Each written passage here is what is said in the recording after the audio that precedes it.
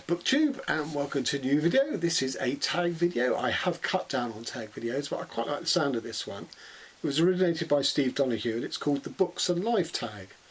And Steve threw it out to everyone. I actually saw first Kelly at Books I'm Not Reading version of this, but here we go. On a scale of 1 to 10, 1 being a normal person and 10 being the late Harold Bloom and 11 being Steve Donahue, how much of books and reading a part of your life?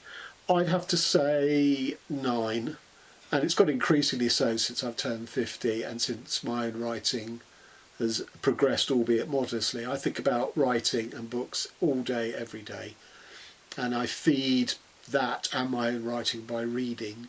So I reckon probably in my let's see, my kids arrived when I was 34. So let's say my early 30s before they arrived. I probably read 50 books a year, and now I'm at sort of 100 to 120. So I've really picked up the pace on that. 2, where does your personal library stand right now in relation to the rest of your life? Do you have more books now than you ever have, or fewer? How has your library changed? I would say it's almost at the highest it's ever been, and possibly at the highest. The only reason I say almost is because I lost about 400 books to a mould and mildew outbreak a couple of years ago. So I don't know if I certainly haven't replenished all the titles I lost. That was a conscious choice. I didn't need all those particular titles. I did replenish some of them. I've ordered a lot of books since joining BookTube and getting recommendations off other BookTubers. So I'm buying a lot more books than I used to. I don't use libraries. I don't read online or on screens. I have to have the book. So I would say, as I say, my library's either at its sort of greatest peak or certainly very close to it. 3, take a mental step back and ask yourself, what is the most likely first bookish impression a newcomer would have in your home? I don't think they would, because 2/3 of my library is outside in the shed. So unless they ventured out there, they wouldn't particularly associate me with a bookish person. I do have 2 bookcases in my study, and they retain I would say they retain about 90% of my favourite titles. There are some out in the shed which, due to space or size, would form the other 10% of my favourite titles, but I want those books closest to me. So if they, assuming they didn't gain access to the shed, if they went and just looked at those bookcases, I think the average reader, let alone the average person, would not be familiar with most of the authors there. You know, the Kafkas and the Burroughs and the Jet Wintersons are all out in the shed. 4, how often, if ever, gulp, do you clean or reorganise your books? I never clean them. I wouldn't know how to. Reorganise, well, because I have limited space inside, I'm always reorganising them to a limited extent, because if a shelf is full and I've read a book that needs to go on that shelf because I need to keep it in the house because it's, you know, one of the top titles, as it were, then I have to make room. Something has to go. Something has to get banished to the shed. When Václav Havel was sort of rising to power in a post-communist Czech state, they chanted in Czech, to the castle, Havel to the castle, which is the seat of power symbolically. I have the inverse of that. To the shed means you're done, mate, on the whole. 5, on average, how many books do you acquire in a given week? I would say, I don't buy books every week, and because I buy most of them online, I'm looking for free postage, which means a minimum threshold, I think, of £15 to £20.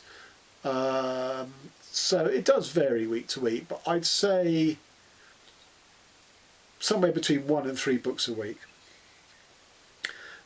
6, what song is your current earworm? It's an old 1972 reggae song. It's called Mr. Basie by Horace Andy. He has a beautiful voice. 7, what percentage of your self-control do you retain in a well-stocked bookshop? Funnily enough, I don't have a problem of self-control in well-stocked bookshops, because most of the authors I'm interested in probably won't be in there because they're not big sellers on the whole. And when I look in the sort of modern classics section, because I wouldn't look in the classics, which holds no interest for me, when I look in the modern classics, I've read a lot of those titles. I'm not saying I've read them all, and there are plenty of authors within modern classics that I have no interest in as well. So I don't find self-control in a bookshop a problem, although, you know, I haven't been for so long because of COVID. It would be nice actually just to do it. 8. Do you ever feel the need to take a break from books? If so, what form does it take? I don't, with one exception, although it no longer holds. So when I used to write my own stuff, I used to have to maximise the time of the school holidays around Easter 2 weeks and Christmas, which I could normally eke out to 4 weeks with judicious use of my annual leave.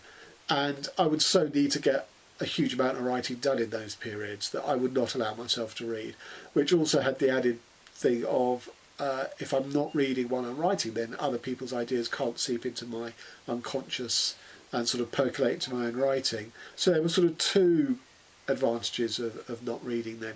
I've changed the way I write. I write much more in short bursts. I only work 3 days a week, so I have a lot more time. You know, I don't have to concentrate all my writing time around sort of holidays and stuff. So that's completely changed. So I would read while I'm writing. I probably still wouldn't read as intensively and as many books while I'm writing. But as I say, in a way, I'm sort of writing all year round, just in much shorter bursts. 9. When you meet a new person, how long does it take for you to bring up books? I don't meet new people. I'm just trying to think. I don't meet new people outside of online. So obviously a lot of my online life does, again, focus in on BookTube. So in that sense, I'm meeting new people and inevitably talking about books. But in the real world, no, not really. Doesn't always come up that I'm a writer. Yeah, not much more to say about that. And finally, have you given any thought or made any provisions for your personal library after you croak? I have. So I have twin boys, one who is a reader, one who is not a reader. So I have willed my literary estate, such as it is, to the reader for him to continue after my death. And if there's any money to be had, which I doubt, and if there is, it would be ironic since I never made any. That's all to go to him. I have tried not to show any favouritism to my twins all along their development, but this is one case where I feel there's a clear case for justice, that I don't want my literary estate handled by someone who's not interested in books, where his twin is. And because of that, I will also leave him my library to do as he sees fit. I don't think he'd be interested in a lot of the books I read. He and I have quite different reading tastes. But, you know, he'd be welcome to do whatever he wanted. I doubt I would attain a level of fame whereby my book collection became of interest as a literary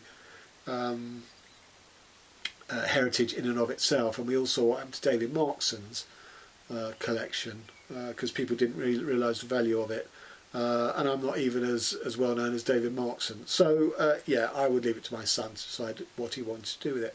So there you have it. That was the Books and Life tag. Thanks to Steve for a great tag. Till next time.